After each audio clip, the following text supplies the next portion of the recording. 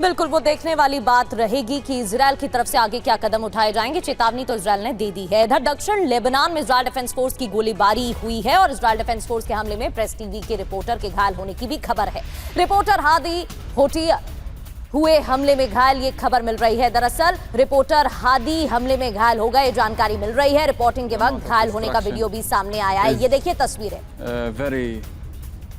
तो दक्षिण लेबनान में आईडीएफ की तरफ से लगातार गोलीबारी हो रही है और शांति समझौते के कई मुद्दों पर भी विवाद है। वहीं दक्षिण लेबनान से आईडीएफ नहीं हटेगी, ये इजरायल साफ कर चुका है। लेबनान में युद्ध विराम नहीं चाहता है इजरायल। अमेरिकी ऑफिसर्स ने भी कहा है इजरायल को अपनी रक्षा का अधिकार है और लेबनान से हटना एमओयू में शर्त नहीं। न्यूज एजेंसी रॉयटर्स के हवाले से ये एक और बड़ी खबर।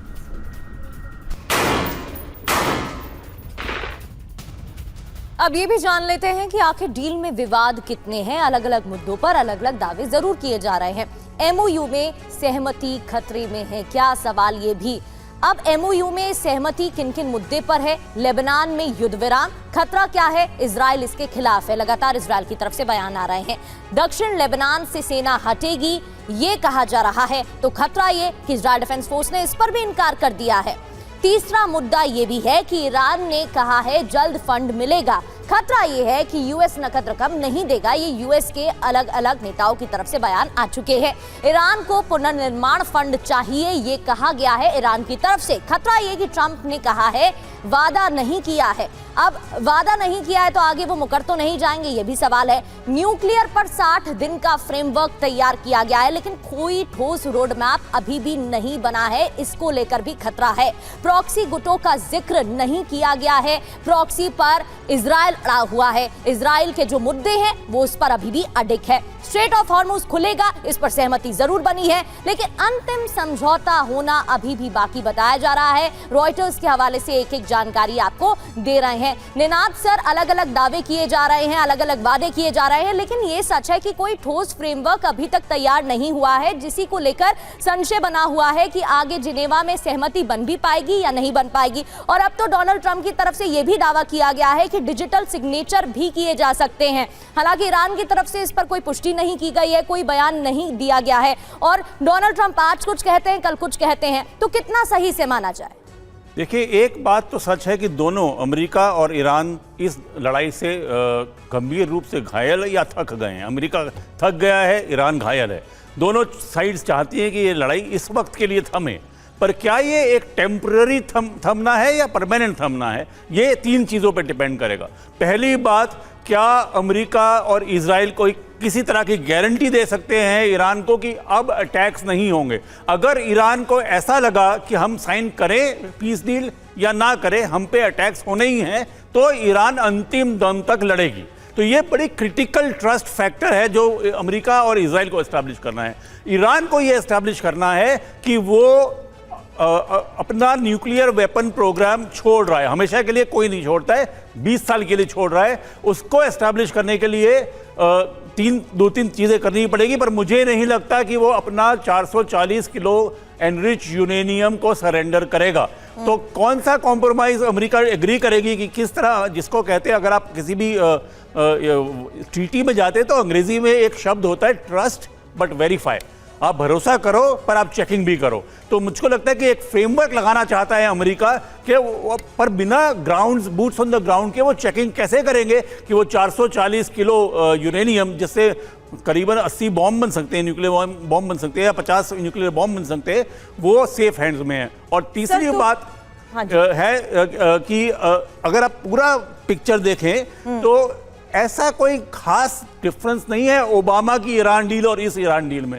एक तरह से देखें तो ट्रंप थोड़े से इसमें अजीब सिचुएशन में है कि एक डील जो 5 साल पहले हुई थी उसको थोड़ा सा पॉलिश करके ज्यादा अच्छा डील। लेकिन ईरान तो वही है ना सर, जो डोनाल्ड ट्रंप के रवैये पर भी सवाल उठाता है। हमेशा कहता है कि एक तरफ डील करते हैं, दूसरी तरफ आप हमला करवाते हैं। आगे भी शरदेंदु सर इसी को लेकर आपसे सवाल करेंगे। डोनाल्ड ट्रंप डील की बात कर रहे हैं, इजरायल लगातार हर फ्रंट पर हमले करने के लिए तैयार है। क्या अब डील पर ही इजरायली पीएम नेतन्याहू के इस बयान के मायने समझना जरूरी है, जिन्होंने कहा कि डील राष्ट्रपति ट्रंप की डील है, हम डील में ना पार्टनर ना ही पार्टी, डील में क्या लिखा हमें पता ही नहीं?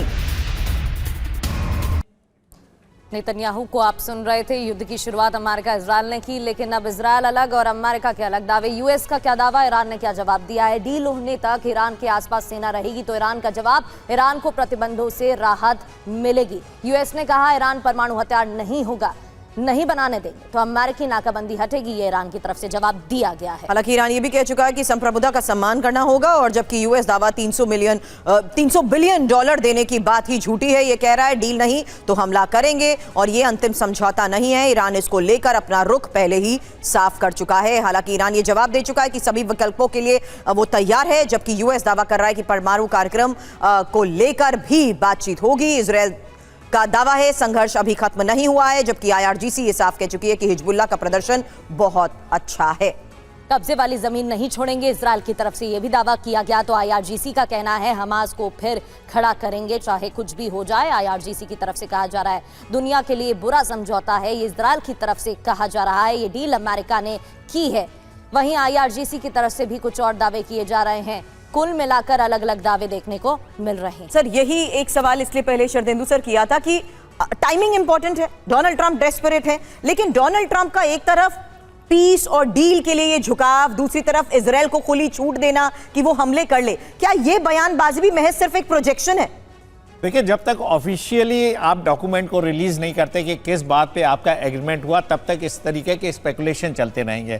ये सारी चीज़ें छन छन के आ रही हैं, और एक बयानात को लीड करता है दूसरा बयानात, इसको माना जा रहा है। और जब से नेतन्याहू का स्टेटमेंट आया, जिस तरीके से इजराइल के सेंटिमेंट है, वो कहीं ना कहीं चाहता है कि ये युद्ध चलता रहे। वो लेबनान को पूरी तरीके से अपने गिरफ्त में लेना चाहता है, अपने नॉर्दर्न इसराइल को वो पूरी तरीके से सिक्योर करना चाहता है, और जो उसने गेन किया है ग्राउंड, वो किसी भी हालत में छोड़ना नहीं चाहता है। ये अनफिनिश्ड वॉर हो जाएगा उसका हिजबुल्लाह के अगेंस्ट, और जब हिजबुल्लाह सरवाइव करता है तो हमास को भी एक स्ट्रेंथ मिलती है। और साथ में प्रॉक्सीज को स्ट्रेंथनिंग रोकने की कहीं ना कहीं बात नहीं हुई है, इससे भी वो खपा है। जब सीज फायर का एक कॉम्प्रहेंसिव पैकेज है, तो ईरान को भी बढ़ के बोलना पड़ेगा कि वो अपने प्रॉक्सीज की मदद नहीं करेगा अगेंस्ट इजराइल।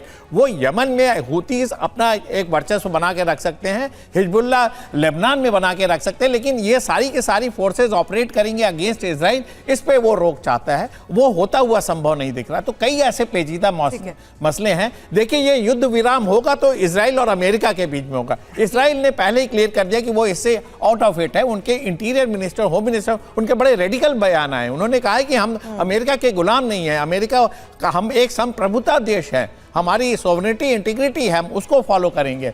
तो ये जरूरी नहीं कि इजराइल पूरी तरीके से अमेरिका की बात माने, लेकिन देखिए, मिडिल ईस्ट में अगर आप पीस चाहते हैं तो आपको टू नेशन थ्योरी के लिए जाना पड़ेगा, पैलेस्टाइन के इशू को एड्रेस करना पड़ेगा, और ये सारी छोटी मोटी चीजें अपने आप रिजॉल्व हो जाएंगी। लिहाजा अभी जो विश्व इफेक्टेड है वो इन्फ्लेशन से इफेक्टेड है, ऑयल क्राइसिस है, एनर्जी क्राइसिस है, इसको दूर करना सबसे ज्यादा जरूरी है। इस युद्ध का देखिए सबसे ज्यादा असर पूरे वर्ल्ड इकोनॉमी पड़ा है। वर्ल्ड का कोई हिस्सा इससे अछूता नहीं रहा है। लिहाजा ये डील जरूर साइन होनी चाहिए स्विट्जरलैंड में फ्राइडे को, जिससे कि चीजें आगे का रास्ता खुले। और ईरान ने अपना हमेशा स्टैंड क्लियर किया कि वो डायलॉग एंड डिप्लोमेसी के लिए है। अब डोनाल्ड ट्रंप किस एक्सटेंट तक जाके चीजों को मानते हैं, ये देखना पड़ेगा।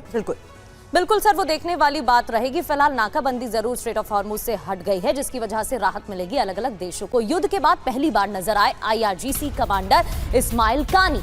एक और खबर है, ईरानी टीवी पर कानी ने दरअसल इंटरव्यू दिया और कानी के बारे में कई तरह की बातें कही गई। कानी को इजरायल का एजेंट भी कहा गया। कानी के मारे जाने को भी अफवाहें बताई गई थी। ये अफवाह भी सामने आई थी, लेकिन अब उन्होंने इंटरव्यू दिया है और कई दिनों बाद वो सामने आए हैं। ईरानी टीवी पर कानी ने इंटरव्यू देते हुए कई मुद्दों पर अपनी बात रखी है।